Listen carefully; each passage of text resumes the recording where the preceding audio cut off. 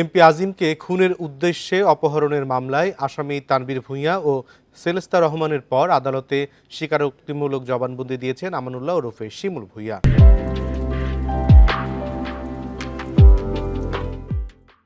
ঢাকার additional chief metropolitan magistrate Tofazzal হোসেনের আদালত তাঁর জবানবন্দি রেকর্ড করেন। এর আগে দ্বিতীয় দফায় 5 দিনের রিমান্ড শেষে শিমুল ভূঁইয়াকে আদালতে হাজির করেন তদন্ত কর্মকর্তা ডিবি পুলিশের সহকারী পুলিশ কমিশনার মাহফুজুর রহমান।